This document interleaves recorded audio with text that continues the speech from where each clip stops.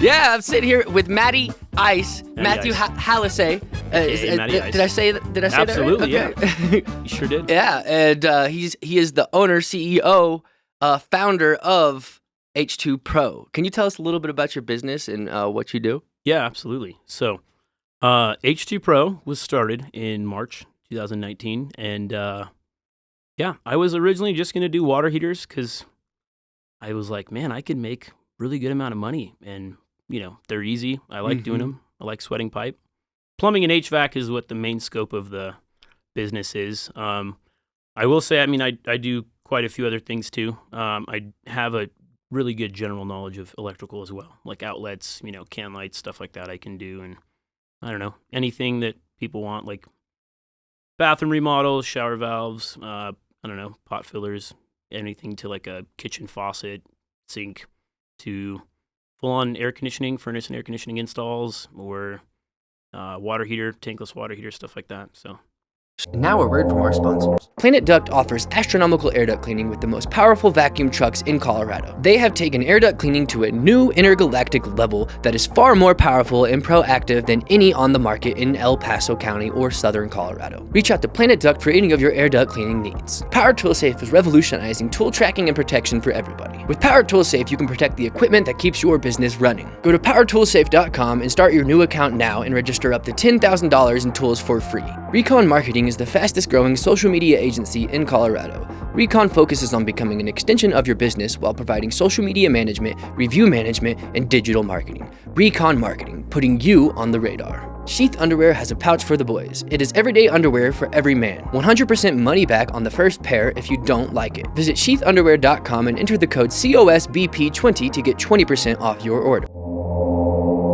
So you do basically anything inside home repair? Yeah. Within a lot of things? Not anything, though? I mean, can lights, too. Like, that's electrical, and I'm not necessarily licensed in electrical, but, to do, like, a basement finish and do electrical there or plumbing there and stuff like that, that's stuff that you'd need an actual license for to pull permits and things like that don't have, but... Yeah, so what happens when you run into that? Well, might be a little... frowned upon or controversial to say, but I have a buddy that is, he trusts my work. I trust his work. We work together sometimes, and he'll pull the permit for me if I need to do something like along that scope of work that might need a permit for any plumbing things. What do you mean? What does pull a permit mean? Well, with Pikes Peak Regional Building, you need to pull a permit here in the city to do any kind of work, like HVAC work, stuff like that, plumbing work. I think they want you to pull permits even for like shower valves and small stuff like that. And there's people like handyman or other people, things like that, they'll do a general, area of like repairs and stuff like that they might not pull a permit for. I mean, I don't necessarily think you need to pull a permit for a shower valve. It's not like it's major reconstructive work, anything like that. But there's a lot of plumbing companies out there that are kind of upset at people that don't pull permits for small repairs and stuff like that. Okay, that's what you mean when you said it's kind of frowned upon. Yeah. So they also frown on the homeowners when they don't pull permits too.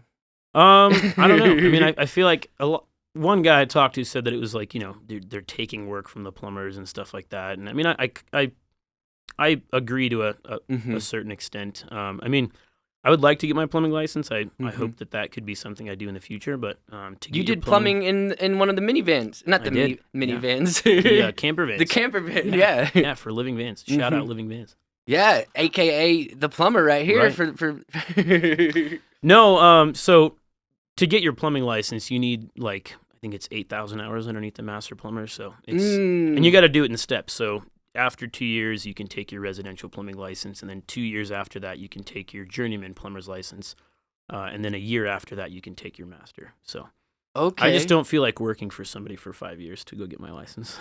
Yeah, and there's a trade school that recently came up in Colorado Springs, like popped up, emerged, is actually like functioning, called Plumb by Diego Lujan, who has been a guest on this show 3 times. And Alpha Lee. Alpha Lee, yeah. And it's with his trade school, is he trying to bypass so people don't have to do that, or is what it was? I have no idea. That'd be really cool. I definitely want to look into that if that's a thing, because I don't want to go work for somebody for 5 years. I don't know. Yeah, because he saw a huge opportunity, and with what you're saying right now and giving me those numbers, I'm like, okay, now I see why Diego is so excited to start this. That'd be super. That'd be super. I don't know, just. Mm-hmm. He said there wasn't one in the whole southern. That'd be a really hemisphere. big change. That'd be really cool to see that come through because that'd be awesome. Yeah, and it's Plumb Tech if you want to check it out. Plumb Tech. Mm-hmm. I'll remember that. Yeah, with Diego Lujan, who owns Alpha Elite. Shout out, we're just dropping out. Shout out. This is the COS business podcast. I don't think he knows me. I've watched a lot of your videos on YouTube. Okay. Yeah, you've had some pretty big people on here. I'm not big. I'm just Dude. Matt. Adios. You're gonna say that when you come in here a year from now, and we're gonna see what's happening. Maybe. So what is your big visions with your company? I honestly don't know, man. I mean, I started my business just because I didn't want to. I mean, I've worked quite a few jobs, a lot of jobs. I've had like really good bosses. I think I've had maybe 3 that come to mind that I've remembered that have been like absolute great employers. And then the rest of them have been absolutely terrible. I did not like them at all. They're very bad. Shout out to all you guys. Okay.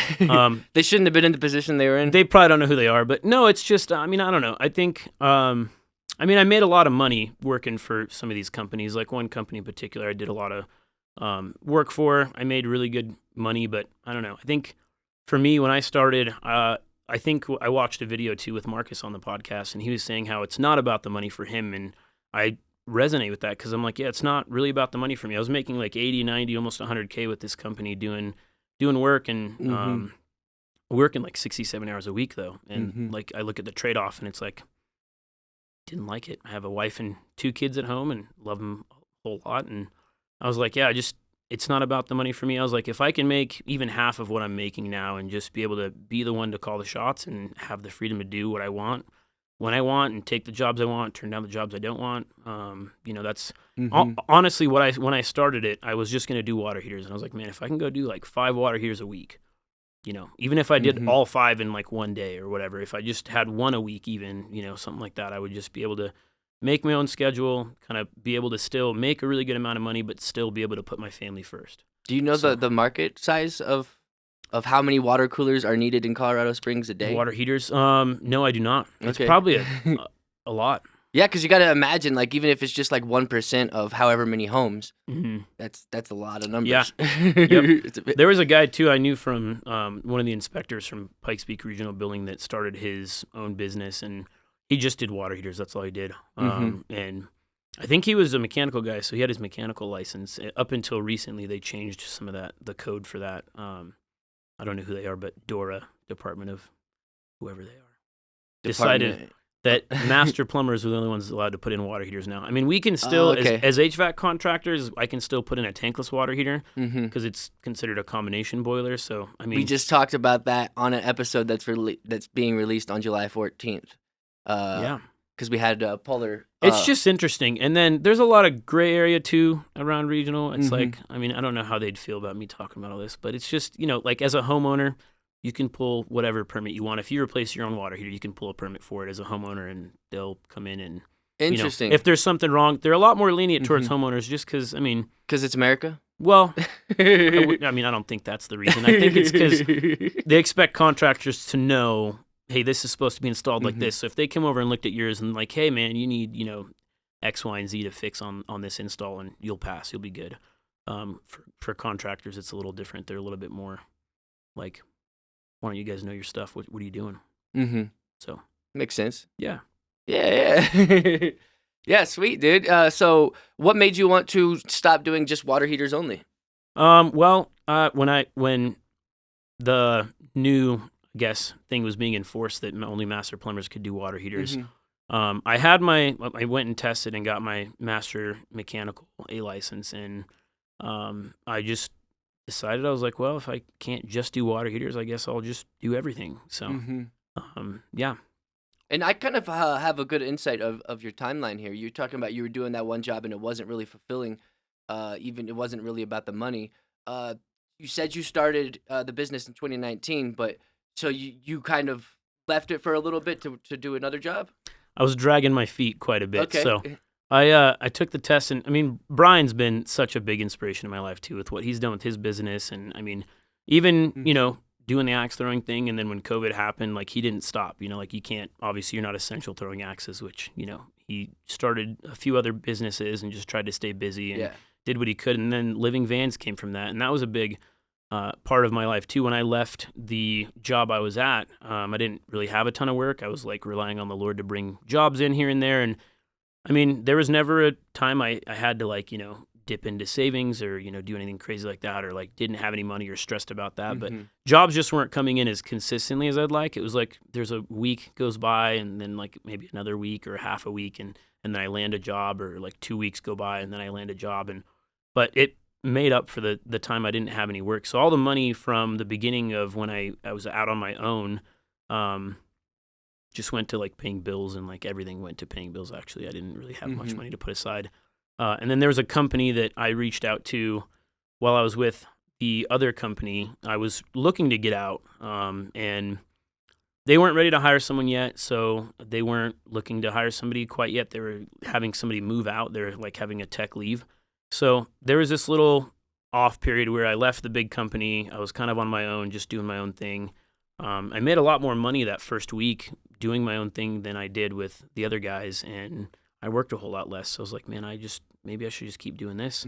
And like I said, jobs weren't coming in as consistently as I'd liked. So they ended up calling me after I got a call for a lead on another job. So some guy reached out, said, hey, I got your number from, one of my buddies, and he was one of my buddies as well. And he's like, hey, it tells me you do like HVAC stuff, and I want you to come look at some of these things. And it was kind of an odd job. The guy wanted me to uninstall some HVAC equipment from a commercial property, and I was like, I don't even know if I can do this. Like in the back of my head, I was like, this sounds sketchy. I was like, I'm going to go to jail for this. I'm going to take out some equipment, and I don't even know if I can do it. And then I looked into some of the, like, I guess, commercial laws and stuff, and if the tenant paid to put the equipment in and he wasn't reimbursed by the building owner, then it's his equipment. So he was going to sell it to the guy next door. So, I mean, it was a few mini splits, a couple air handler units, stuff like that. I just went in and, did a pump down, tore everything apart like the way you're supposed to, kind of kept everything neat, put it in packaging stuff. And I made like $2,500 off that job. But nice. I started at like 9:00 and I think I was done at like 2 or 2:30. Oh, wow. So, okay. And it was all just profit. I mean, it was all my labor time. So I was that job came in, and after I had his call, the people I was kind of interviewing with about maybe jumping on with them called me, and they're like, hey, are you still interested? And I was like, yeah, absolutely. Like, because, consistent income is good. And I think that's where I struggled the most with trying to start my own thing, is because I have, like I said, wife and kids at home. And for me, if it was just me, I would just struggle. I would just start it, wouldn't go work for anybody. I would just struggle and do my own thing. And, I honestly think I'm happier doing that. So, yeah, well, when they called, I got off the phone with them, and I was like, man, I don't know if I should take that or not. And then I just kept thinking about it. And they were like, hey, yeah, just let us know, what start date you want. We know you want to give your other company 2 weeks. We know you want to do right by them and stuff like that. So after I got off the phone with them, I was like, yeah, I should probably, the next day I was like really convicted. I was like, maybe I should just call them back and let them know that I'm no longer with the other company and I'm on my own. And I'm just going to throw like the weirdest job pitch out there ever and just see if they take it. And I was like, well, I just want to work with you guys part-time, and I'm still going to do my own thing on the side. And I was like, I feel like I don't have anything to lose. I was just putting all my faith in the Lord. I was like, all right, jobs are coming in, not as consistently as I'd like. Some consistent income would be great. But, I was like, I don't want to jump into this and leave what I'm doing now. I want to do this more than have some stabilization. Right. So when I called them back, they were like super all down, all for it. And I was like, all right, right on. And then that was a good one. They started me off really, really good hourly wage. I was making $40 an hour. And then after a while, they wanted to sell the business. I wasn't interested. I kind of wanted to keep doing my own thing, because you don't know what people have. Like, I don't know, not necessarily like there were skeletons in their closet, but there's just a lot of stuff that seemed like I was going to need to clean up and stuff to really take over. And I think I'd rather just start my thing than take over. They wanted to sell you the business. Yeah. And I was like, I don't like owner You finance wanted kind of to thing. start your own. Yeah, and I was like, I don't know if, first of all, I mean, everybody always feels like the person Mm-hmm. invested always feels like their business or whatever they're selling is worth a lot more than what it is, I think. And 100%. Yeah. what they were trying to offer seemed a little crazy, and I was like, I don't have that money. And then they were like, we can owner finance, and I was like, I don't know if I really want to do that. Mhm. And You probably felt you could build it yourself too. yeah, so Mhm. I mean, I don't know. It was really good, and then they bumped me up in pay. They gave me like 50 an hour, and then they moved out of state. It was a really weird job for a while, but that was a really good time in my life because I was able to make really good money on the side those 3 days I worked for them, and then all my side jobs and stuff I did from my business, Mhm. I put all into savings, kept in the business, like all the money. I only took out what I needed, which wasn't much because I was making pretty decent money with these guys every sure. week. So that really helped me kind of get a big foundation for like, I don't know, Mhm. the business and things like that. So So you're doing it part time and really starting to what are you doing to lay the groundwork for the business during that so time? now I'm fully on my own. I'm not with those Mhm. guys anymore. So I am fully on my own, doing my own thing. But I don't know. I mean, I'm just kind of taking all the jobs. I think one of the best things I've learned in doing this kind of work in business and stuff, I have to say I probably learned from my older brother is just, I don't know, just he didn't seem like he was afraid to do anything. He just Mhm. went out and did any job that came his way, even if he didn't know what he was doing, he'd just figure it out.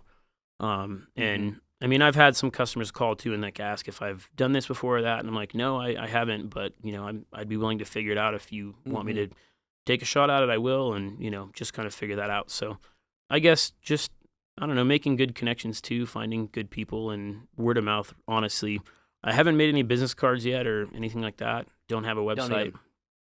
I No, I'm have just kidding. I have one logo and tried to get a shirt made, but Okay. Yeah, well, I mean, I think a website is way more important than business sure, cards. yeah, So to prioritize those, put the sure. website on top. Thank you, appreciate that. Yeah, Yeah, for sure. Yeah, that's cool. So you weren't building out any kind of branding yet. You haven't really done that yet. no. But what branch of business were you working on? If you were to take the 9 aspects of business, let's say there's 9. What were the things you were doing? Um, honestly, I have no idea. I don't know anything Okay. about the 9 branches of business. I'm Well, I mean, just I was just saying it could be 10. It depends on how you break it down. sure. I mean, there's sales, marketing, accounting, admin, uh, and then there's actual technician work.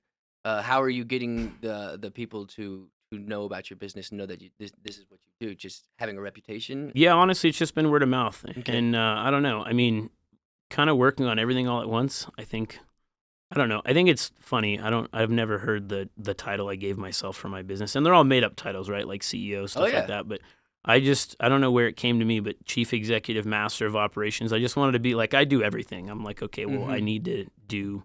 Haven't done any marketing or anything like that yet, but just doing a lot of admin stuff, like taking care of like estimates, stuff like that, Mm-hmm. billing people, Writing proposals. right, things like that, and then just going out and doing the work as a one man show.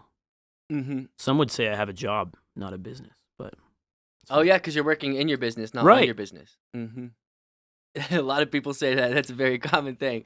Well, actually, me, I mean, it took me about 2 years to get consistent work. I mean, Hmm. consistent money coming in, and it's been consistent ever since October of 2021, That's awesome. which is crazy because Yeah. that's almost a year now. It's Yeah. coming up on a That's year in a awesome. few months, and so it's like, uh, and just a few months ago, not even a full few months ago, maybe just 2 months ago, a month and a half ago, is when I really started organizing and getting and seeing things from an overarching branch and really Hmm. breaking things down into to all their aspects of everything.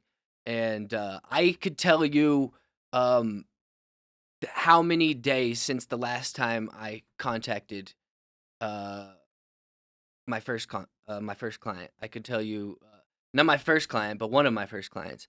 I've organized my data, like all of my data with my customers over the last 3 years that I've built, Hmm. customers or people who have shown interest, and I can see like okay, it's been 900 days since I've talked to Lindsay, and Lindsay, I'm gonna be reaching out soon. 900 days, dude, Yeah. and so it's like I can see all that, and then I could see all of my active current projects. I can see it's been 5 days. It's 0 days since I've reached out to you because we're having this meeting. Right. And then I could see like it's been 130 days since I've last contacted like whoever, and I can Right. see that those people, and I'm going to start putting in measurements, putting in processes where I can stay in constant contact with everyone who has shown interest in my business. Yeah. And I'm going to organize all that stuff and really get that's really neat. it actually, I was up until like 2 a.m. last night organizing some of this data because it takes time, and it's like Yeah. I had to filter through about like 400 contacts and boiled that down to 200 contacts, and I've found out I've had 60 clients since I started my business. I thought it was around there, and so that's actually on par. And my goal is to make it 120 clients within the next few months. So I want to double what I did in the next 3 years in the next 3 months. That's awesome. Yeah. And that's kind of the goal, what I'm going with my business, and really getting all this stuff in place and really looking at it like, okay, it's time to start taking this more serious as an actual business and not just a freelancer or a contractor. And that's, I think, when you start doing that is when you really start to shine in your business, I think. If I had to say, from what you just said, I'm probably in the freelancer contract phase right now. Like I honestly don't know what I'm doing. I don't think anyone actually does, but no, for sure. I mean, yeah, from what you're saying, I can hear like a lot of things that come to mind. I've had thoughts about, doing. I'm not on social media a ton. Like if I am on Facebook or whatever, like I'll give a shout out to like Brian's business or a real estate agent that I know or stuff like that, just to, I don't know, just to keep up with people too. But if I see their posts, like I see this one real estate guy's posts a lot, Jared Bryant, if you guys know him, or if you don't know him, he sells houses. Good guy to know. But his posts are always on Facebook, and it's hard not to be like, oh, hey, like, and give him a shout out and stuff. And I think, I don't know where I heard it or, where I kind of gathered it from, but I think a lot of people confuse and complicate a lot of like the marketing side of it. I think quantity over quality is really important. People, if you're, like you're saying, like you can stay connected with all of your clients on a regular basis, I feel like you're going to be on their mind a lot more than just, hey, we want to make this post like really important and it's got to have all these things, instead of just posting out like, I don't know, fun fact Friday or whatever. Yeah, and like doing Something the content, simple. it helps people stay of mind, and that's one beautiful thing about social media is that you can kind of have those last touch points at scale. Kind of how when I post things, I stay top of mind with a lot of people, because it helps. I'll actually need to follow up with someone, and I'll make a piece of content or post a piece of content, and then they'll reach out to me before I even have to follow up with them. Yeah. So and then that's the beauty of that. But I think what's even more powerful is when I have those. When I organized my data yesterday about when was the last time I contacted someone, I actually left out like comments on social media. I left out like small little likes or interactions, engagements on post. I wanted it to be like actual like hard reach, like an actual like we exchanged this last message. Sure. And I think that's going to like serve really powerful too, because I'm going to put a lot of these things on automations. I'm going to write like a bunch of emails and then put a lot of these things on automatically will be being sent out to new people that come into the pipeline. And so it's like a lot of this stuff will be, hands-free. Yeah. It's just a lot of upfront work. Yeah, And, and absolutely. segmenting the audience too into different, like, okay, don't send this, the automated email, just, it has to be like specific. And it can't just be, because if you receive an email and it feels like, oh, he just sent that to 1,000 people, he just sent that to 200 people, then it doesn't feel as real. So the automations are actually going to be helpful in specific manners to specific segments of those lists. Sure. And it's like, okay, here's these 3 people, don't send them this email. I'm trying to think of a good example, but yeah, that's kind of, you get the idea. I mean, emails are obviously a little bit more personal and need to be more personable than, a post on social media or something like that. But I mean, there's a lot of different platforms for marketing out there, which I Oh think yeah.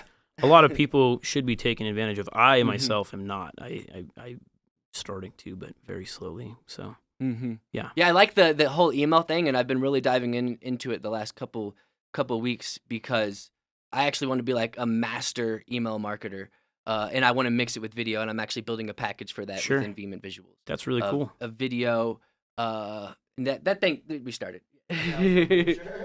Yeah, and uh, I got distracted by a flashing okay. red light. All right. Yeah, I just kind of want to get really good at that and just become like one of the best at that.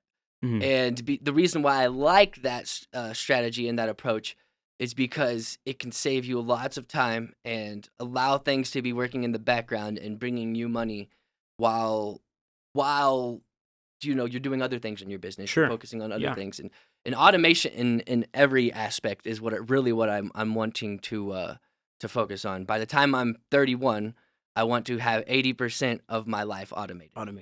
Not 80% of my life, but Just the business life. 80% of what I do. Sure. Everything, like 80% of what I do, I want it to be automated. And so like I've been thinking of these crazy just everywhere I go, I'm trying to figure out efficiencies in my life. Like at 2 p.m. I have a week's worth of groceries coming to my house today, with a bunch of seltzer waters that I like that help me drink alcohol less. There you go. Yeah. Good stuff. And so it's like just thinking about all these automations and things that I could put into my life. One of them on my way here today, actually, I was super excited about because I think it's a huge opportunity. It could be something that saves people, minutes to days off the year, and I think I don't know. I was just having this idea. Okay, I'll explain it. I'll just throw it out there. Go into it. It's so traffic lights. Mhm. GPS apps, they should take into account traffic light count when they calculate how fast the fastest duration. They Mhm. should take into account because there's two ways to get from here to my house, Yeah. and one of them has 3 traffic lights and one of them has 10. Google says it takes the same amount of time though. That's because it's not thinking about the traffic lights. So you're more likely to hit more traffic lights when there's more of them. It's just basic math. Yeah. You're probably gonna be slower taking the more traffic And that's lights that adds a route. whole other minute, 2 minutes, Sure. however long the traffic light is. And so Maybe Google, if there's a guy in front of you texting, it might take longer. He's just sitting there. exactly. And so it's like Google should take that into account. And then that got me thinking the next step, what's even better than taking into lights into account. If Google, what that led me to a thought was like, if Google like owned traffic lights, they could literally give you the best route based on, because they could know when lights are green all across town. So they could literally calculate based on these 10 lights are going to be green. So actually the 10 lights are faster this time, based on when you're leaving. Sure. And it'll be based on when you hit the go on the GPS. And so I was like, well, we don't need Google to own all the traffic lights. I could build a device that the city connects to traffic lights, and then I could get Colorado Springs to like be on board and maybe even fund it. And then once it works, get like a federal government grant, and then implement it across the nation. And now we have this app called, on the drive here, I even had a name for it. It's called Greenlit. So it's kind of like legit. you build the Yeah. device and it's the software. So it's like and that could be easy because all you'd have to do is put on every traffic light is just the something to monitor when it's green and when it's red and how long the cycles are. So I was just thinking, if apps could be more efficient, if these apps could be more efficient, I'm thinking of all these automations and all these Automation ways. is great. I think a lot of customers too, like in every realm of every aspect of business, I think people like automation. Like a lot of HVAC companies and other companies out there will automate like schedule maintenance for you guys. Because I mean, how often do people actually think of maintenance? I have a friend, I won't name drop, but he's really terrible at changing his filter. He's sold his house to 2 of his friends, and then they've called me over. They're like, "Hey man, the AC's not working." I go over there, filter's completely plugged. And then another guy, I installed AC for him, and then he sold the house to somebody else. And then that guy called and was like, "Hey man, this AC you installed like isn't working." And I was like, "All right, well I'll head over and go look at it." And a plugged filter. I'm like, wow. It's true. I mean, like I'll tell you right now, I'm not the greatest at changing my filter at home. Mm-hmm. But I mean, for regular maintenance and stuff like that, like a lot of companies, they'll start like a comfort club or whatever, that they'll start with customers that can sign up, and like it's a monthly fee, but you just pay monthly and all the stuff is kind of taken care of. It's like, hey, we'll come over, we'll service your unit. We have it already all scheduled, and like what days are best for you guys. We'll find out, okay, weekends are best or this is best, and just kind of have it. It's like, okay, yeah, like we know that this guy's coming over, and you can even do automated emails and stuff to like, hey, text or email reminder, like, hey, we're coming over on this day, just to let you know, like. Definitely, you know, and that's automated. Did you get your automated email reminder for I this? did. Yeah, sweet. Yeah, absolutely did. Yeah, and like, automation is everywhere. It's, I mean, that's technically what any kind of technology is, everything. Look how many, we have so many automations around us. I don't know how to make a microphone because it's automated. That's right. And, it's like, and then when you count biology, we got billions of automations all around us, so it's like, so much automations because, and it's just like, that's the future of any kind of tech, it's like, if you could create a automated robot that changes your filter for you every 3 months or something, that connects. Maybe they might have that in the future. I don't know. Yeah, well, they will definitely. Well, things with like like a lot of like robots are coming more into play, and it's actually like one of the big next things, quote unquote. And with Tesla doing the Tesla bot, like those things are meant for like automating tasks that like a computer can't. It's like taking those automations and it's like flicking the lights on. You can actually do that without a robot now. But if you connect Google Smart Lights, you can. You just tell Alexa to turn the lights on. Turn the lights on, Well, Google and Alexa, I guess the Nest and Alexa. Oh yeah. I actually got a Nest coming in the mail right now. Very good. So, yeah, no, technology has been really cool. I mean, even seeing some of the stuff in the industry, how it's changed, has been awesome. So I couldn't imagine being a plumber back in the baby boomer days. They used to pour cast iron lead joints. I don't even know what that cast means. iron pipe, and then they'd pour like lead joints inside the like poop pipe. Oh wow. Yeah. A lot of lead. Yeah, there's a whole thing about lead. It's you ever try to take one of those things apart? They suck. I've had to drill one out, like. And then I saw a video on YouTube. Some guy was heating it up, and the lead just kind of poured out. But yeah, I couldn't imagine plumbing back then, man. You're in a crawl space, just like it's like a sauna down there. You just got a bunch of torches or whatever, and it's like nowadays you have the PEX pipe, and I mean it's a whole lot better too. Like it's not just like easier; it's better material as well. Because there's a number of calls I've gone to with copper pipe where it's got a pH imbalance, and it's like you can almost put your finger through the pipe. It's so thin, and it's just like corroded, eating out from the inside, and you get like pinhole leaks everywhere. And it's the PEX pipe withstands freezing a little bit better. It's it doesn't corrode, and it's good stuff. Yeah, I mean it's great with the whole housing industry. Just things continuously just making our houses more safe and more efficient. And I think there's a statistic where water heaters cause deaths. Is that something? No, that's not real. That's not real? Okay. I'm just kidding. No, it probably does. Yeah. Like is carbon monoxide leaks or whatever. Isn't like a water heater where there's the case where it blows up the house, right? Well, I've seen like videos of Mythbusters where like the water heater like blows out the roof of the house. I don't know how that happens. I have no idea. Yeah. But I mean, there's a lot of safety, things put in place now to implement really good safety in homes too. I think before Nest even and Google came out, that I think I was, I don't know, just there were thoughts. When I was working with my brother, I think he brought it up. He was thinking about like something to shut off the furnace if there was ever a carbon monoxide leak, and Nest has it. So if you have the Google Nest thermostat and the Nest carbon monoxide detectors, if the carbon monoxide or the smoke detectors go off, it will shut off power to the thermostat so the furnace won't run. So just, I don't know. Technology is really cool. Yeah, I mean, it allows us to be much safer in a lot of ways, and that I don't know. There's so much cool things. I could go on and on about the automations and stuff like that. I'm really pumped about adding these into my life and really figuring out how many things can I automate? How many things can I make more efficient? What if I can add an extra 10 years onto my life through automation?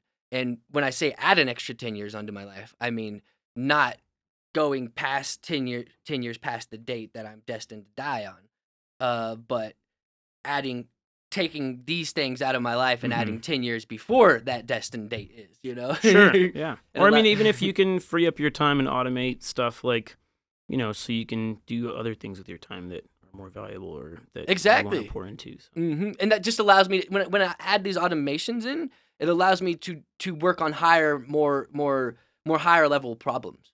And, you know, like having a calculator in our pocket allows us to focus on the actual results of the math that we're trying to do instead of the actual knowing how to add or subtract or you know, all this stuff. So it allows you to work on the actual problem than the minutia in between.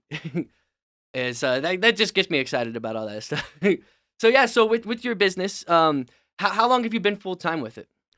I've been full time probably for 3 months now. Okay, just 3 months. Okay, I thought it was a little longer than that. No. Okay, no, that's awesome, dude.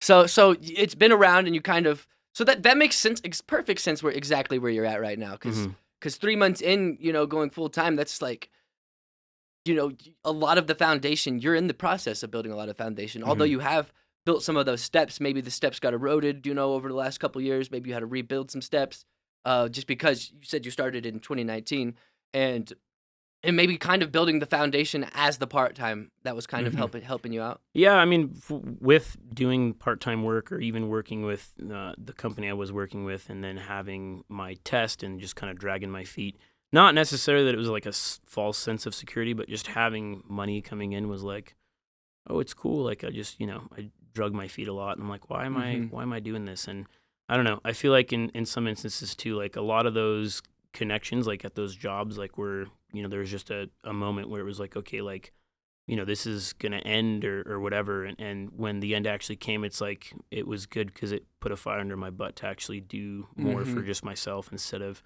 you know, it feels nice just working part-time for these guys. And then I just, you know, for me, I'm just like, oh, I mail it in, you know, it's like just really easy and just go do my stuff or whatever. And go to work for them part-time and stuff like that. So it's a whole lot better being on my own because, yeah, you just think about your business more and just how to do better things or like be more efficient or, you know, things like that. So yeah, well, you're all in, and there's actually a study out there where they're comparing entrepreneurs and actual successful entrepreneurs who have actually built a business that is generating like a full-time, you know, that's their full-time thing, you know, and it's generating and it's a growing, thriving business. And a entrepreneur being someone who kind of wants to start their business, but they're kind of not really starting it in. And Gary Vee likes to say you can't be half pregnant. That's the same thing that he said. You got to, and the study what it suggests was every person who had the successful business versus the entrepreneur, the commonality between all of them was they had their like point of no return story. Quote unquote. It's like you're already like it means you're all in. They're all in. Like it's a lot easier to apply yourself 100% than even like 90% to something. Exactly. It's like you 10% of the way you're fighting yourself or you're not focused. So yeah, you're distracted with other things, and like when you put it all into one, this is what I'm doing. Your mind is a crazy machine. You know, it figures things out. You know. And it'll start working on problems that it wouldn't have worked on otherwise, I think, you know? Yeah. And so it allows you to fully tap into your potential.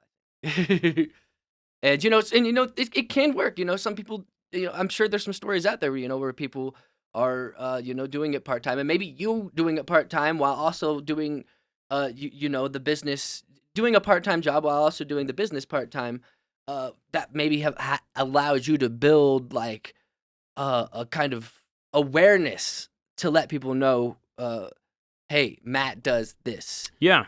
I mean, it just seemed a little bit more safe and secure for me, I think. Yeah, and like you said, you have a family, right. You know? Yeah. Yeah, and just having a wife and 2 kids at home, it's like, you know, I don't know. I mean, it's, you know, there is the, hey, let's just jump out and just go do it. But there's a lot of, I don't know, security and just kind of doing it slowly and not trying to, I don't know, do everything too fast or, you know, just jump in and then like, I don't know. There were a lot of thoughts of like, you know, fears of like, oh, what if it doesn't work out? You know, like I have no idea where would I go? Who am I going to go work for? But like, it's just a thought of like, I don't really want to go work for anybody anymore. I don't think so.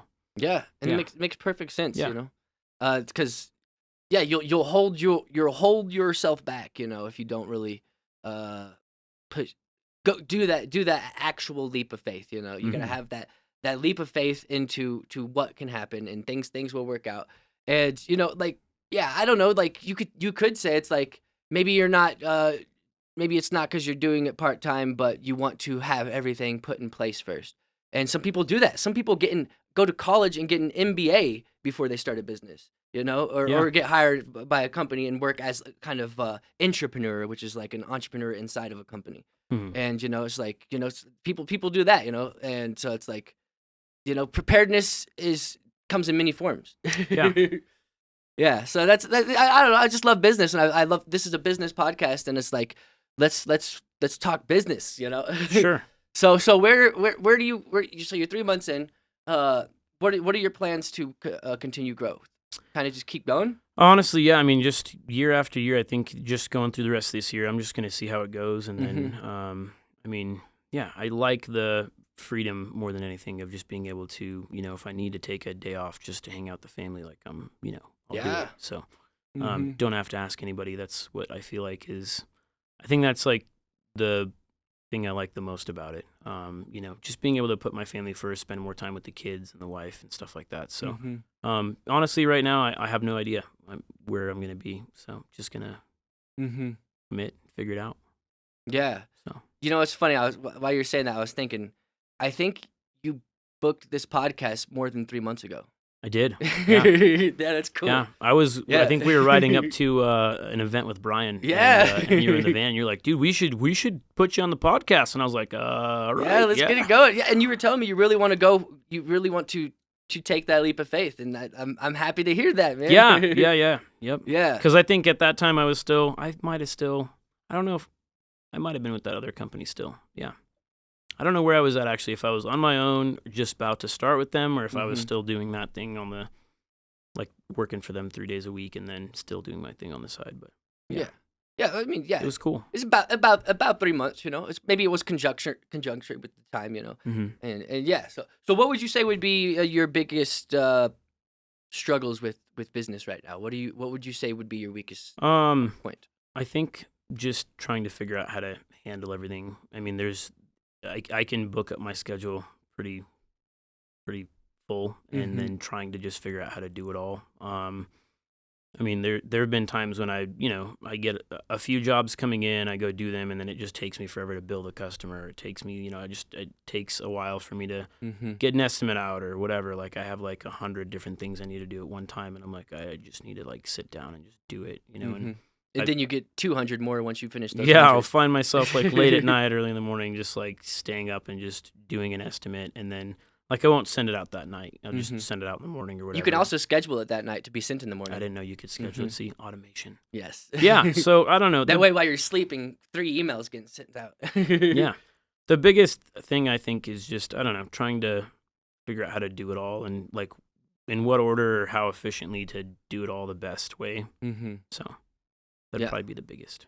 I would say, you know, write down what you're doing. Like, take a week, and right from the morning to, you know, when you stop working, take a week to analyze everything you're doing, what steps you're doing, and what kind of task you're doing, and then start realizing what task and what things that you're doing repetitively that can be, you know, given to someone else, and you can hire an assistant pretty cheaply, and figure out what those tasks are. And I would say do this sooner rather than later. This should be the first thing. Don't worry about, you know, trying to figure out all the things. You know, just analyze your weeks. See the things from like a 40-foot view of everything you're doing, and start writing down lists, or put them in a list, and then start finding the ones that are repetitive, and create like a document or on a note. Yeah, create it on a document, not a notebook. Don't use pen and paper because it's not transferable very easily. You'd have to rewrite it on a document. Right, retype it all out. And then start figuring out the exact instructions it would take to delegate that task out. And then spend your time on that. And the sooner you do that, the more you will have more freedom in your time to really figure out what you need to do and what you want to focus on, and the other things that maybe you're putting off because you're too busy with these things.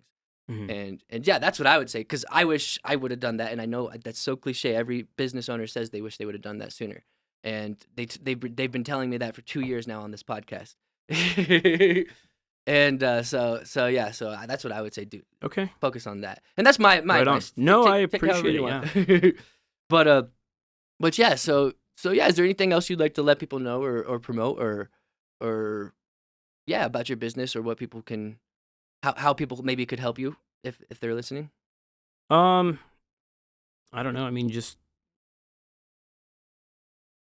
word of mouth, I guess. Just, Mm-hmm. people see this. Hopefully they, say, hey, we'll give that brown boy a chance. Mm-hmm. What would make them want to say that? I don't know. Honest guy. I'm definitely not the cheapest out there. I'll tell you that from the get-go. I mean, like, I've had some customers that have been, kind of shocked by the price, but, I'm not the cheapest out there. You'll definitely find somebody cheaper. But I know for a fact you'll also find somebody more expensive.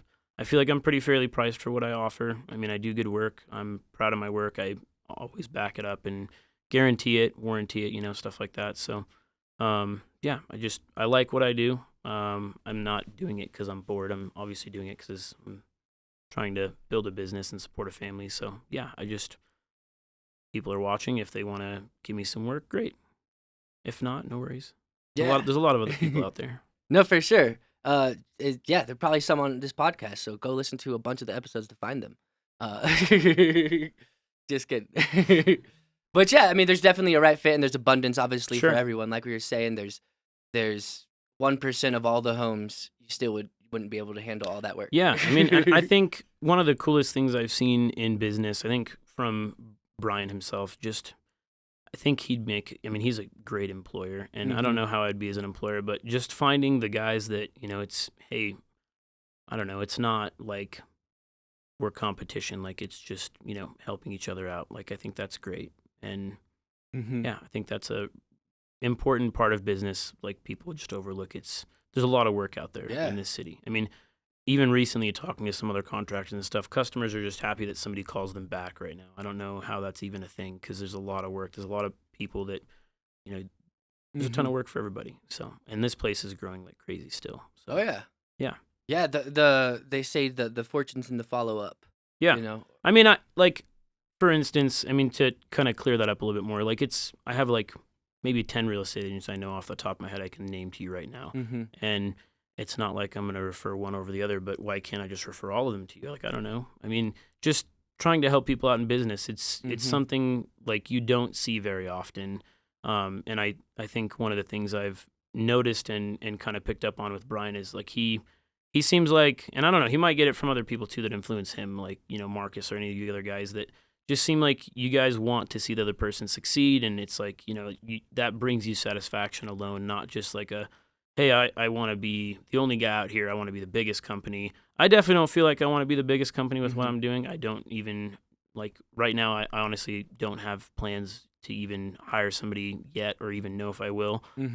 But just right now, I just love what I do, and I want to be the best at what I do. I don't necessarily want to be the biggest or like the one that does the most quantity of work or whatever. I want to be the best, and I like helping people out too. If somebody needs some help, I'll go help them out. Or, if, other people if I need help, I hope that somebody else would help me out too. So I just like to have that. I don't know. I think that's more important in business than trying to be the biggest company out there. No, it just speaks volumes to who the owner is as well. Like, I don't know. I mean, I told you a little bit about I may have mentioned it, but just learning what I learned. Fun fact about Matty Ice, I used to be an automotive tech, so I thought I was going to do that forever. And I just learned the dealership was not for me. It was I don't know. It was a fun place, fun people to work with. I liked what I did. I just didn't like the dealership scene. So I still like tinkering around with cars and stuff like that. But, I mean, I've had a lot of crazy jobs, like I've said, a lot of, not so good employers.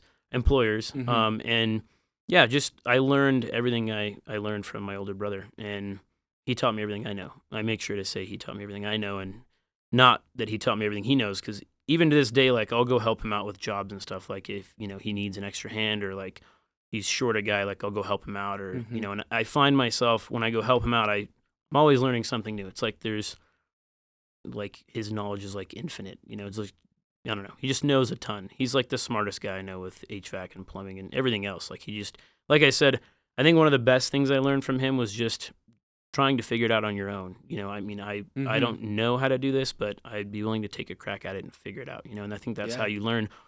Might fail, but failing is good. Like you'll learn through that. And so yeah, I like to just be able to help people out if I can, and just have people return the favor. Like, you know, there shouldn't be, I don't know, turf wars and stuff. No, definitely shouldn't be, but there is. There definitely is. Yeah, people get you never know. You never know what's going on. You know, like Sure. maybe you accept a deal, and someone just gets offended by it. You know, or someone gets someone feels like you're stepping on their toes. You know, I've learned you just can't worry about that stuff. I mean, you know. and you absolutely can't. Like you dwell there, it's just gonna tear you apart. But I mean, you know, just for me, I think I would have no problem if I was a bigger company and someone wanted to do their own thing. I would want nothing more than to see that person succeed. I'm like, hey man, right on, go do it. You know, and like, I would love to. I don't know, just. I would love to see that a lot more in other companies and other business owners of just, I mean, we're all on the same team, you know, kind of speaking, you know, it's not like I'm stealing money from you because I'm taking a job that you might have had or whatever. You know, we're all in HVAC and plumbing. Can't we all help each other? You know, just like, I mean, real estate agents too, I think they can, I don't know, kind of have a lot of turf wars there. Well, definitely, because they have less turf. Right. Right. Per capita. Right. I mean, it sounds silly to say. I don't know if that's ever going to be reality, but that's just my mindset behind it. I like to, I don't know, I like to see. Real estate literally is like stands for turf, though. So it literally is turf. Yeah. So they're fighting over their literal turf. Yeah, but no, I don't know. I would like to, like, I like to see that kind of stuff. Just camaraderie, people just helping other people out, just for the good of it, not to, you know. No, for sure. Alternative motives. Yeah, and what the great thing about that too is you shouldn't get offended by it. That should drive you to do better, you know. Yeah. And that's the great thing about capitalism is that's what it does, you know. Yes, there's competition and there's turf and there's obviously a market share. But that market share is so abundant, you know. It's like for most businesses, you know, unless there's some industry that's really just taking up all of it, you know. Yeah. But it's like, I forgot where I was going with that. Yeah. Yeah. There's definitely a lot of abundance, but it's like that's what drives people to do better. You know, it's like you should embrace someone else getting the job. I think, you know, because that could help you figure out what you need to do to get the job, I guess. But it's like if you're not getting that job, there's opportunities over here. That's the abundant mindset, you know. It's like not the scarcity. Oh, he's taking from me. No, there's more. He's actually allowing me to tap into this abundance over here or something. I don't know the exact like best way to look at that, you know, because I think there's a balance, you know. I think there's a balance with, you know, having competition and having to I guess quote unquote fight. Maybe there's a better word than fight there, but but having I don't know. It's a balance. It's something that I've been trying to grapple around with it lately in my head, because I still am. You know, I am from a believer that, you know, like competition doesn't need to from an abundance mindset, but I'm kind of just like reevaluating my thoughts. It's like, is it really healthy to pretend like there's no competition? Because there is, you know. Right. It's just there. It's like it's acting like you're going on a hike in the mountains and like a bear might not get you, you know. It might not, you know. Yeah. No, I mean, there's definitely going to be competition. I like to see that there is other people out there that, you know, want to see you succeed, instead of like, I don't know. I mean, not necessarily that they feel like, you know, I hope that guy's, you know, crashes and burns or whatever, but just I like to see that there's people out there that want to help, you know, given the chance that they could. For sure. So yeah. And I've Yeah. helped out other video companies here, Mhm. and just yeah. But I'm sure some probably feel like I've taken some of their market share too. uh, I feel like I'm making it bigger. I don't know. Yeah. I'm letting more people know I about mean, there's it. everybody's different too, and I think every business owner is different. Just like Mhm. everybody is different in their individuality and like their, who they are as their person and their character.